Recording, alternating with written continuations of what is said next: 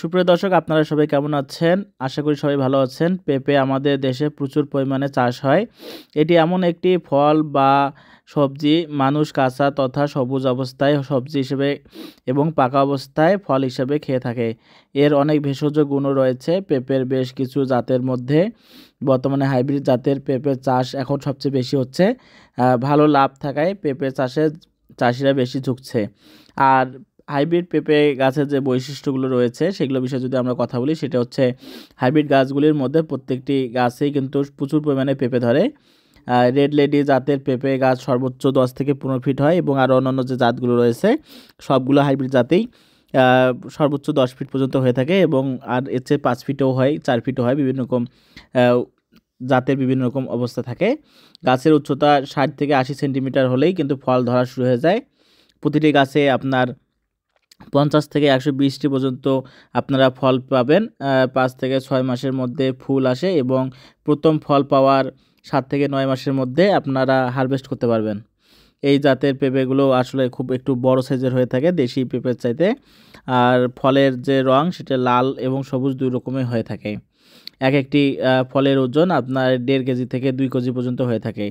আর ফলের মাংস বেশ পুরু, গাঢ় লাল রঙের, স্বাদের বেশ মিষ্টি ও সুগন্ধি হয়ে থাকে। কাঁচা ও পাকা উভয়ভাবে বাজারজাত করতে পারেন। এই জাতের যে পেঁপে পাকা অবস্থায় সহজেই নষ্ট হয় না, ফলে দূর দূরান্তে সহজেই বাজারজাত করতে পারবেন। এগুলো হচ্ছে হাইব্রিড জাতের যে বৈশিষ্ট্যগুলো। এবং রিং স্পট যে ভাইরাসের যে বিষয়টি থাকে পেঁপের গায়ের, সেটি সাধারণত হয় না।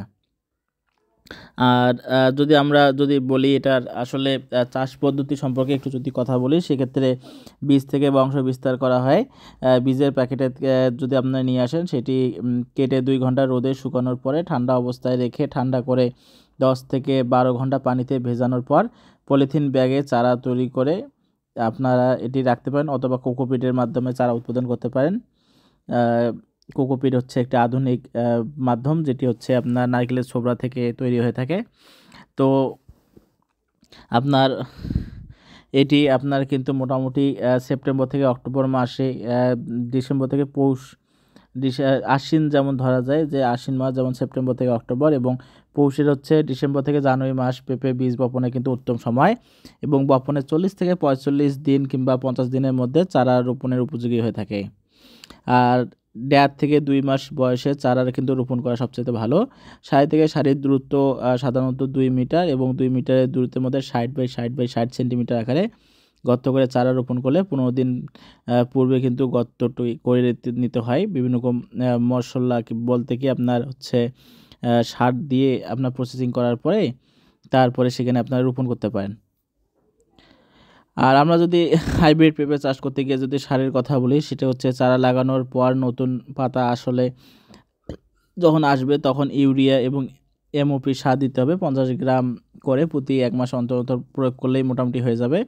গাছে ফুল আসলে এর মাত্রা কিন্তু দ্বিগুণ হারে তৈরি করে দিতে হবে। আর শেষ ফল সংগ্রহের আগেও কিন্তু সার দিতে হবে।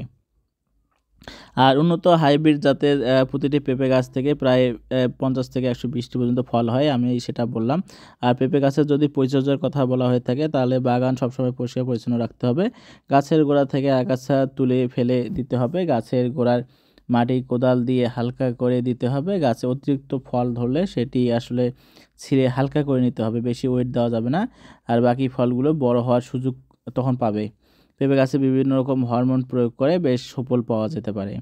আর ফল সংগ্রহ যদি বিষয়টি আসে, পেঁপে গাছে সাধারণত 5 থেকে 6 মাসের মধ্যে ফুল আসে এবং প্রথম ফল পাওয়া 7 থেকে 9 মাসের মধ্যে কিন্তু ফল আপনারা হারভেস্ট করতে পারবেন। পুষ্টির যে বিষয়টা আছে কিংবা পুষ্টিমানের দিক দিয়ে অনেক ভিটামিন বিভিন্ন রকম বিদ্যমান, তো পুষ্টিমানও অনেক ভালো থাকে এখানে।